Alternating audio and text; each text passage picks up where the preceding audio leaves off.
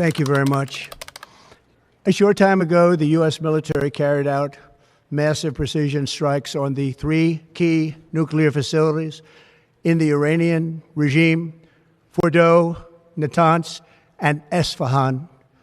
Everybody heard those names for years as they built this horribly destructive enterprise.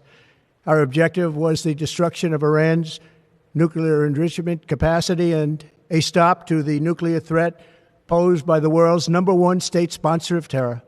Tonight, I can report to the world that the strikes were a spectacular military success.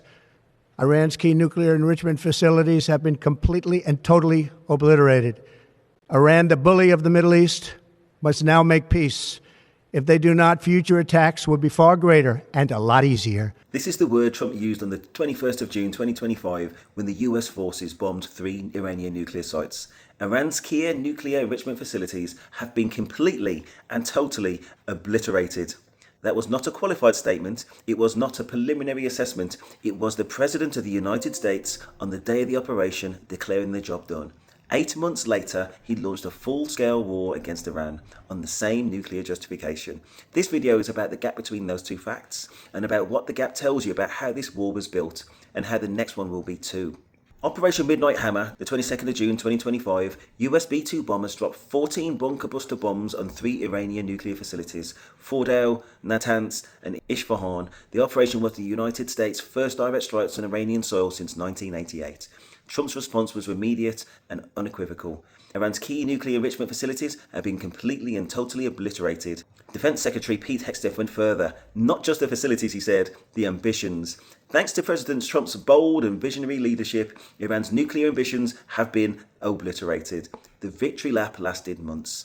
Every time Iran was mentioned, the word came back. Obliterated. Done. Finished. So let's look at dates, who said what and what they claimed. So on the 21st of June 2025, President Trump on Truth Social, Iran's key nuclear enrichment facilities have been completely and totally obliterated. 22nd of June 2025, Pete Hegseth, Defense Secretary, Iran's nuclear ambitions have been completely obliterated. On the same day, 22nd of June 2025, Dan Kane, more circumspect, confirmed significant damage but did not use the word obliterated.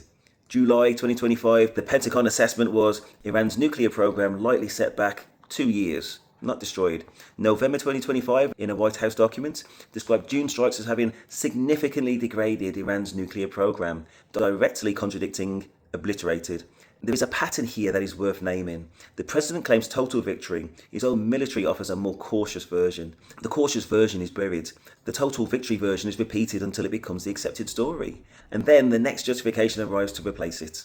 By November 2025, 5 months after the obliteration, the White House's own documents were using different language, significantly degraded Iran's nuclear program. Not obliterated, not finished, degraded. The retreat from the original claim was quiet. Buried in a policy document, not announced, not explained, certainly not corrected. The IAEA, the International Atomic Energy Agency, the body whose job it is to know, has been denied access to the bomb site since July 2025. Iran suspended cooperation with the agency the week after the strikes. So the IAEA could not verify what had actually been destroyed, what survived, and where Iran's enriched uranium was. That uncertainty would matter. It was about to be used. They've been enriching well beyond the number that you need for civil nuclear. It's up to 60%. They're probably a week away from having industrial grade bomb making material. The 21st of February 2026, 7 days before the war, Trump's envoy Steve Witkoff went on Fox News. He told viewers that Iran was probably a week away from having industrial grade bomb making material.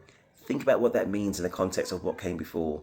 The facilities were obliterated in June 2025, 8 months of silence on the nuclear program, and now, 7 days before the war began, the claim was 1 week away. Not 2 years, as the Pentagon's own assessment had found, 1 week. To illuminate the key contradiction, the Pentagon's July 2025 assessment said that the June strike set Iran's nuclear program back approximately 2 years. 8 months later, Trump's own envoy claimed Iran was 1 week from bomb-making material. Both cannot be true. Neither was independently verified. The IAEA had been denied access to the sites since July 2025. Independent arms control experts publicly challenged the Witkoff claim. The Arms Control Association noted that even if Iran had enriched uranium to weapons grade, it would still need to build a warhead and mount it on a delivery system. That process takes months to years, not days. The IAEA's own director told Reuters in January 2026 that inspectors are not being able to assess the 3 bombed nuclear sites. So the basis for the 7-day claim was unknown. The basis for the war used to justify was unverifiable.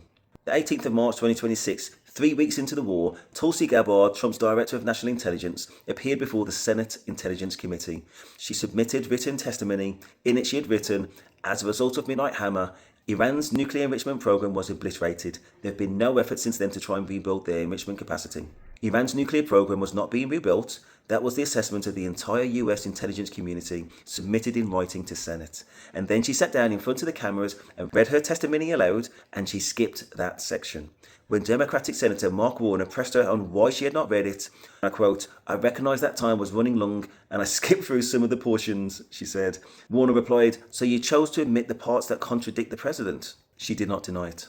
Even in your printed testimony today on page 6, and your last paragraph on page 6, as a result of Operation Midnight Hammer, Iran's nuclear enrichment program was obliterated. There's been no effort to try to rebuild their enrichment capability. You omitted that paragraph from your oral opening. Was that because the president had said there was an imminent threat 2 weeks? No, sir. I recognize that the time was running long, and I skipped through some of the portions So you chose to take my oral delivered remarks. You chose to omit the parts that can contradict the president. Trump, in a public statement, made the claim they attempted to rebuild their nuclear program, justification for the 28th of February war. Gabbard, in written Senate testimony on the 18th of March 2026, there have been no efforts since then to try to rebuild their enrichment capability. The CIA Director John Ratcliffe, March 2026, Iran has the same amount of enriched uranium today as before Operation Midnight Hammer in June 2025. The IAEA Director Rafael Grossi, 3rd of March 2026, no evidence of Iran building a nuclear bomb. Oman Foreign Minister, March 2026, refuted Trump officials' claims that the most recent pre-war nuclear talks were not making progress. The UK National Security Advisor, Jonathan Powell, March 2026, attended the final round of pre-war talks and assessed the Iranian position did not justify an immediate rush to war. So now I look at whether the pattern is repeating. The war is now into its 4th week, and the pattern that produced it is repeating in real time. On March 23rd, 2026, Trump announced that very good and productive conversations with Iran had taken place. He said that the talks would lead to a deal. He announced a 5-day pause in strikes on Iranian power plants.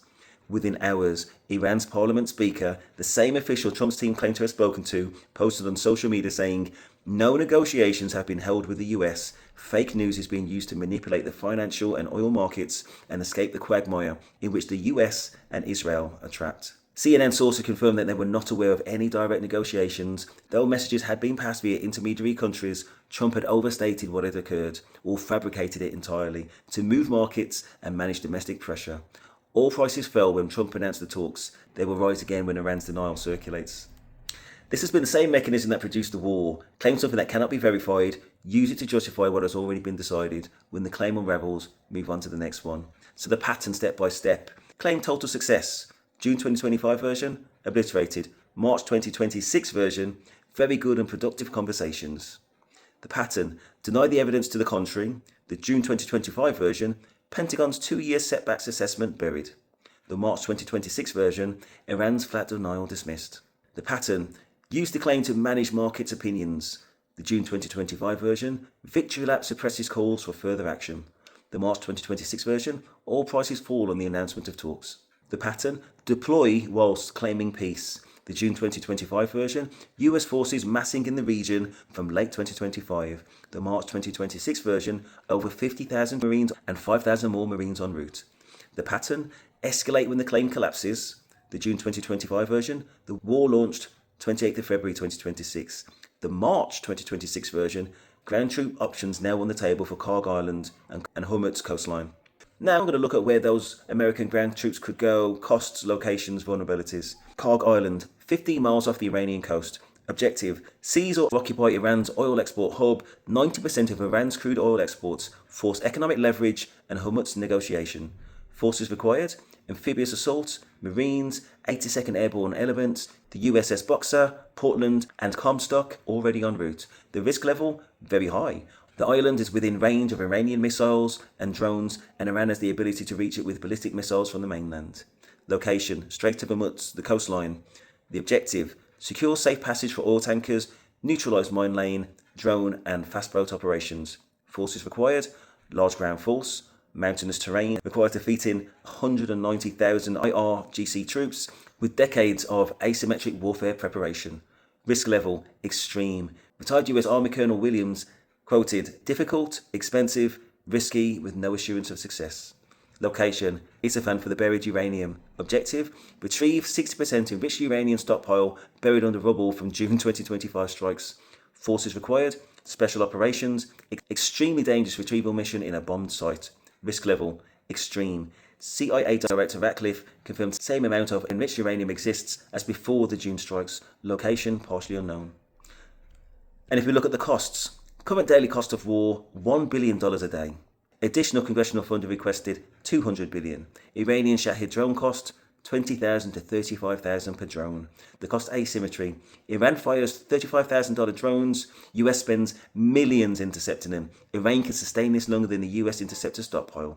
Oil price impact, $108 per barrel as of the 20th of March 2026. Strait of Hormuz carries 20% of the world oil. In terms of stranded vessels on the Hormuz backlog, 600 plus ships are anchored outside the strait. And if we look at why a ground invasion is harder than it sounds, you've got naval mines, 3,000 to 6,000 mines stockpiled already laying in Hormuz.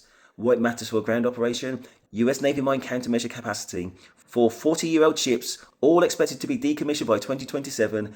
Demining is intensive, a mission for which the US Navy is ill-prepared. And that's from Christian Science Monitor. Next asset, drone swarms in Shashed. Capability, mass-produced, $60,000 to $30,000 each, which can deplete the US interceptor stockpile. Why it matters for a ground mission? Carg Island is within the drone and missile range. Any troop deployment there faces sustained drone attack that the US air defense struggles to make economically viable. Next asset, coastal missiles, fast boats. Capability, mobile launchers, shoot and scoot operations, years of dispersal and hardening. Why it matters for a ground operation? CENTCOM says it destroyed 16 Iranian mine layers, but mobile launchers are designed to survive systematic air campaigns, difficult to systematically degrade from the air. IRGC ground forces, 190,000 troops, decades of asymmetric warfare experience, mountainous terrain advantage. It matters for a ground invasion. A Hormuz coastline ground operation means controlling IRGC on terrain they've prepared for years against a larger power. The asset, a proxy network, the Houthis in Yemen, the Shia militias in Iraq, the Hezbollah in Lebanon, multiple fronts simultaneously. Why it matters for a ground operation? US assets must be divided across multiple theatres. Iran does not need to fight conventionally. It only needs to keep the pressure on from multiple directions simultaneously. So the economic leverage is blocking Hormuz hurts every major economy, India, China, Europe, all affected. And why it matters? There is a battle heavily tilted in favour of the disruptor, according to Michael Horowitz, a defence expert. Just a few attacks per month is enough to sustain insurance premium increases that effectively close the strait commercially. Next, I'm going to talk about blood oil. The managed markets has produced something that goes beyond the pattern itself. On the 23rd of March 2026, the same morning Trump announced productive conversations with Iran, something happened in the futures markets at 6:49 a.m. New York time, 15 minutes before Trump posted on Truth Social. So what happened? Oil futures sold in a single 2-minute window between 6:49 and 6:50 a.m., 15 minutes before the Trump post. The figure? Contracts equivalent to 6 million barrels of Brent and WTI crude. Next, the average volume for the same time window over previous 5 trading days. Figure, 700 lots, 700,000 barrels. The spike was approximately 8 to 9 times the normal volume. Next, S&P 500 E-mini futures bought in the same window, approximately $1.5 billion. What happened? And next, the oil price move after Trump post at 7:05 a.m. Brent crude fell by 12 to 15% within minutes, from above $112 per barrel to approximately $99 per barrel. And next, stock market move after Trump's post. The Dow Jones surged by more than 1,000 points. S&P 500 futures rose by over 2.5%. Estimated profit on oil position alone within 20 minutes, over $100 million. Total equity gains significantly higher. There was no scheduled announcement that morning, no government economic release, no Federal Reserve statement, no publicly available news of any kind to explain the spike. On the 24th of March 2026, Nobel Prize-winning economist Paul Krugman published a Substack post titled Treason in the Futures Markets. His subtitle, People Close to Trump Are Trading Based on National Secrets. Krugman quoted the CNBC reporting of the volume spike, then wrote, this sharp and isolated jump in volume was especially bizarre because there was no major publicly available news items to drive sudden big market transactions. The story would be baffling, except that there's an obvious explanation. Someone close to Trump knew what he was about to do and exploited that inside information to make huge instant profits. On the subject of what to call it, when officers of a company of people close to them exploit confidential information for personal gain, that's insider trading, which is illegal. But we have another word for a situation in which people gain access to confidential information regarding national security, such as plans to bomb or not bomb another country, and exploit that information for profit. The word is treason. Krugman identified 3 reasons inside trading on national security constitutes treason. It places personal gain above duty. Financial trading based on classified information reveals those secrets to foreign adversaries. And once you've crossed the line between trading on state secrets and profiting from them, the line between that and selling them directly becomes blurred. Then the question that goes beyond the individual trades. Are decisions about war and peace in part serving the cause of market manipulation rather than national interest? If you dismiss this as unthinkable, you just haven't been paying attention. Krugman noted that this was not the first time suspicious moves in prediction markets preceded US attacks on Iran and Venezuela. He called it a pattern of extreme threats followed by sudden reversals. What some analysts have termed TARCO, Trump always chickens out, each of which produces massive, predictable market swings for anybody who knows the climb down is coming. Senator Mark Murphy described the trades as mind-blowing corruption. Senator Adam Schiff called for formal investigation. Iran's parliamentary speaker flatly denies any talks had taken place. Said the announcement was fake news used to manipulate the financial and oil markets. The White House called the allegations baseless and irresponsible. The SEC declined to comment. The CFTC did not respond. So next, the pattern of incidents. This was not the first time. There is a documented prior incident, and AOC named it publicly on the day the Iran trades were reported. Critics, including Krugman, have begun calling these the Liberation Day and Iran war trades. 2 incidents, same administration, same pattern, both under regulators who have either resigned, not responded, or signalling they are not looking. So the incident, tariff U-turn, great time to buy, 9th of April 2025. What happened? Trump posted, this is a great time to buy DJT at 9:37 a.m. 4 hours before announcing a 90-day tariff pause at 1:18 p.m. Nasdaq call options spiked less than 20 minutes before the announcement. Approximately 5,100 SPY call options bought at 1 p.m. for 2.1 million. By 1:18 p.m., their paper value had surged to over 21 million. Marjorie Taylor Greene among first lawmakers disclosing stock purchases during the dip.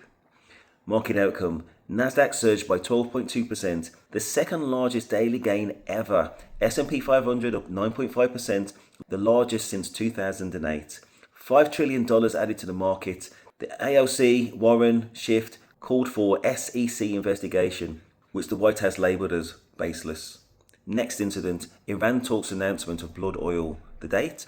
23rd of March 2026. What happened? 1.5 billion in the S&P futures and $580 million in oil futures traded in 1 minute window between 6:49 and 6:50 a.m. 15 minutes before Trump posted very good and productive conversations with Iran on Truth Social. Volume spiked between 8 and 9% normal for that hour. No public signal existed to explain the spike. Iran denied any talks took place. And the market outcome? Oil fell by 12 to 15% within minutes. The Dow surged by over 1,000 points. S&P futures up by 2.5%, estimated profit on an oil position alone, $100 million plus within 20 minutes. Murphy described it as mind-blowing corruption. Krugman labelled it as treason. The SEC declined to comment. The CFTC did not respond. This script does not assert that insider trading occurred. That is a legal determination for investigators to make. What the documented evidence shows is a consistent pattern of massive, precisely timed market activity immediately before presidential announcements that moves markets significantly. In both cases here, the trades were positioned to profit from the announcement. In both cases, no public signal existed to explain the volume spike. In both cases, formal investigations were called for. In neither case has the SEC opened a formal investigation. The question Paul Krugman asked, whether policy decisions are being shaped by market manipulation rather than national interest, is not a fringe question. It is the central question that the documented trading record makes unavoidable. Massive futures positions placed before market moving announcements. Volume 8 to 9 times normally in a 1 minute window. Profits of over 100 million within 20 minutes. No public signal to explain the trades. No regulatory investigation. The pattern is not theoretical. It is time-stamped. So in closing, there is a word for what this video has described, and it's not complicated. It is the gap between what is said and what is done, between what is claimed and what is true, between the victory lap and the war that follows it. In June 2025, Trump said that Iran's nuclear threat was obliterated. By November, his own document said degraded. By February 2026, his envoy said 1 week away from a bomb. His own intelligence director confirmed in writing that Iran was not rebuilding, and then chose not to say it out loud. The Oman mediator said talks were progressing. The UK National Security Advisor said the Iranian position did not justify rushing to war. Neither was permitted to interrupt the timeline. Now, 4 weeks into the war, the same mechanism is running again. Trump announces productive conversations. Iran denies them. Troops deploy regardless. The gap between words and actions is not a bug, it's the design. The question is not whether you believe Trump or Iran. The question is whether you believe the Pentagon's own July 2025 assessment, whether you believe Gabbard's written testimony, whether you believe the IAEA director who said no evidence of a nuclear bomb. All of them work for the same government that launched this war. If this video helped you understand what obliterated actually means, please like and subscribe, share it. The algorithm rewards the first arrow. Thank you very much.